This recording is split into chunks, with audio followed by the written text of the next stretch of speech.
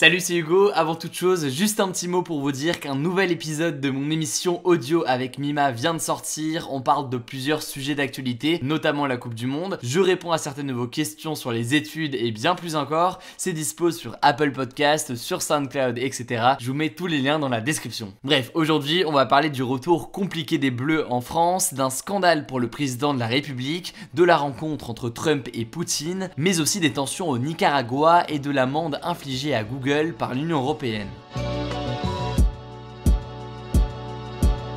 La première actu de la semaine, c'est évidemment la France championne du monde. Dimanche dernier, les Bleus ont décroché la deuxième étoile tant attendue, signe d'une nouvelle Coupe du Monde remportée. S'en est suivi une nuit de fête et de folie dans toute la France. Le lendemain, les Bleus ont atterri en France dans l'après-midi, mais leur retour a été plus compliqué que prévu. En effet, ils ont accumulé plus d'une heure de retard à l'aéroport, tandis que des centaines de milliers de supporters les attendaient sur les Champs-Élysées. Une avenue qu'ils ont traversée en seulement une dizaine de minutes, ce qui leur a valu beaucoup de critiques. Certains opposants politiques, comme les députés communistes, ont même reproché à Emmanuel Macron, qui recevait les joueurs dans la foulée à l'Elysée, d'être responsable de cette accélération de protocole. Pourquoi ? Eh bien pour que les Bleus arrivent à l'Elysée suffisamment tôt pour que les JT de 20h à la télévision, très suivis, aient des images de Macron avec les joueurs. Une version démentie par l'entourage du président. Autre désillusion pour les supporters un peu plus tard, devant l'hôtel Crillon, place de la Concorde à Paris. D'abord annoncé au balcon pour soulever la Coupe du Monde devant la foule, les joueurs de l'équipe de France n'ont pas fait le déplacement. Seule une poignée de Bleus, dont Olivier Giroud, y ont séjourné pour la nuit sans se montrer. Pour se rattraper, la Fédération française de football a annoncé un événement à la rentrée, on vous tiendra au courant de tout ça. La deuxième actu de la semaine, c'est l'affaire Benalla, sachant que je vous prépare une vidéo plus complète en début de semaine prochaine sur le sujet, donc pensez à activer les notifications pour ne pas la rater. Tout commence mercredi soir, quand le journal Le Monde diffuse une vidéo datant du 1er mai, dans laquelle un collaborateur de l'Elysée,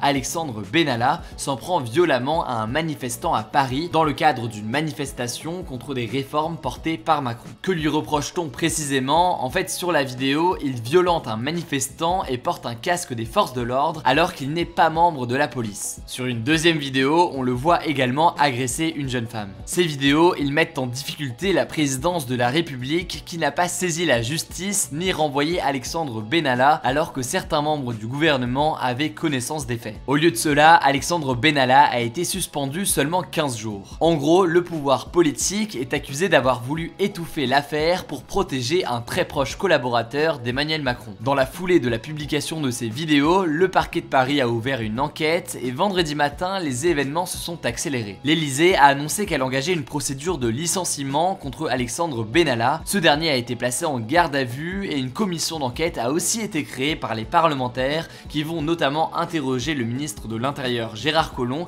qui était au courant des faits et qui n'a rien dit. Bref, j'espère que c'est un peu plus clair, mais comme je vous ai dit, je vous reparlerai de tout ça et de ce qui est selon beaucoup un scandale d'État en début de semaine prochaine sur ma chaîne YouTube. On continue avec la rencontre entre le président américain Donald Trump et le président russe Vladimir Poutine à Helsinki, la capitale de la Finlande. Pendant cette rencontre, il a surtout été question du rôle que la Russie aurait joué dans l'élection de Donald Trump en 2016. Ce qui a fait scandale, c'est que Donald Trump n'admette pas que les Russes ont influencé l'élection alors que les services secrets américains l'affirment. Ainsi, quand une journaliste lui demande s'il pense que la Russie a interféré dans la campagne présidentielle américaine pour l'aider à être élu, Donald Trump répond, je cite, « Le président Poutine dit que ce n'est pas la Russie, je ne vois pas pourquoi ça le serait ». Donald Trump met alors en doute volontairement les services de renseignement américains qui ont conclu que la Russie était bien intervenue dans la campagne. Mais face aux critiques, Donald Trump est finalement revenu sur sa déclaration en plaidant un lapsus,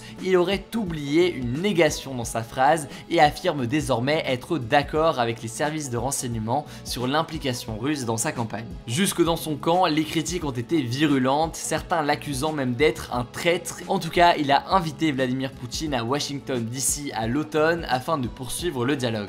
On continue avec la crise politique que traverse le Nicaragua. Depuis 3 mois, un bras de fer s'est engagé entre des manifestants et le président du Nicaragua, Daniel Ortega. Plus de 280 personnes sont mortes et 2000 ont été blessées. Mais alors, pourquoi et comment ce conflit a-t-il commencé? Tout remonte au 18 avril, lorsque le gouvernement du Nicaragua annonce une réforme des retraites prévoyant une hausse des cotisations, autrement dit ce qui est payé, et une baisse des pensions, autrement dit une baisse de ce qui est reçu par les retraités. Cette mesure mesure allait diminuer le pouvoir d'achat des plus modestes alors que le Nicaragua est un pays pauvre, 4 habitants sur 10 vivent avec moins de 2 € par jour. Pour protester, des manifestations portées par des étudiants ont eu lieu dans plusieurs villes et ont été durement réprimées par les forces du gouvernement qui ont tué des manifestants. Après 5 jours de protestation, le président Ortega a renoncé à cette réforme, mais cela n'a pas suffi à calmer la contestation. En effet, les manifestants dénoncent aussi la répression du régime et demandent le départ du président Ortega ou des élections anticipées. Daniel Ortega dirige le pays depuis 22 ans, il est accusé d'avoir mis en place une dictature fondée sur la corruption. Il refuse de quitter le pouvoir alors que son mandat est censé s'achever en 2022.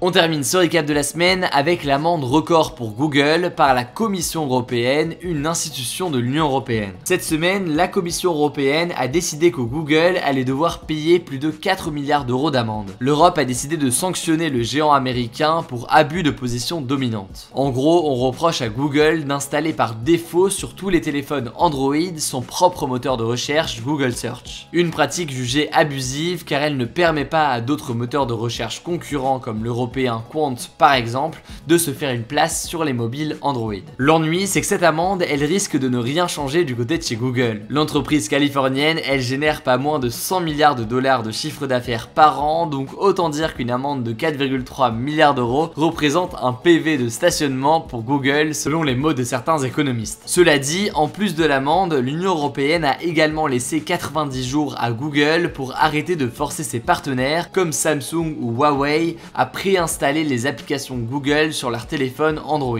Une décision qui pourrait, elle, en revanche, handicaper le modèle économique de l'entreprise, ce qui explique pourquoi elle a fait appel, autrement dit elle conteste l'amende. Le débat de la semaine c'est le suivant, selon vous, l'équipe de France a-t-elle loupé son après-Coupe du Monde? Pour participer au débat c'est très simple, vous commentez directement dans les commentaires oui, non ou sans opinion, suivi de vos éventuels arguments, et puis comme d'habitude, la semaine prochaine dans la description, vous retrouverez les résultats de ce sondage. Voilà, je crois que j'ai tout dit, comme je vous disais, je vous mets dans la description les liens du podcast si ça vous intéresse, on se dit à très vite.